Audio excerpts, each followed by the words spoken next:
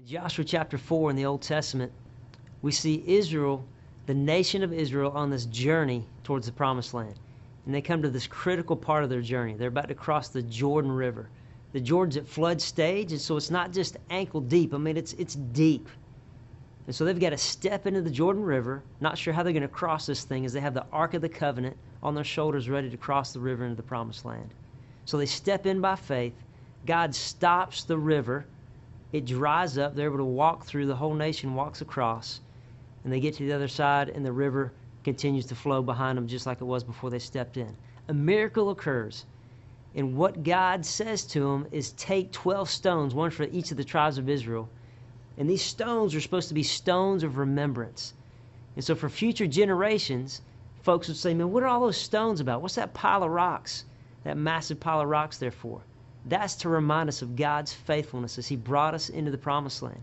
When times get hard and we forget, there's the stones of remembrance to remind us God loves us. He delivered us that day, and He's continuing to deliver us daily.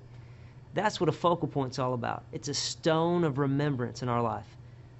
We get into life, we get into our sport, and we forget our perspective of, man, what am I doing this for? What's it all about? There's a bad call by the referee, and I start to lose my cool because I lose my perspective on the game, my purpose in the game, my identity and who I am and what God's called me to do.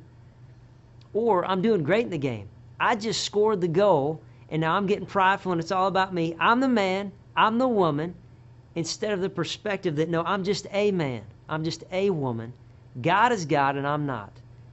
Check out your focal point. You know, whatever that mark is on your wrist tape or on your shoe or in the stands, it's a tattoo, a scar, whatever it is, it's going to remind you God is faithful. There's a bigger picture than just this game and this score. There's a lot more going on than this bad call the referee has made.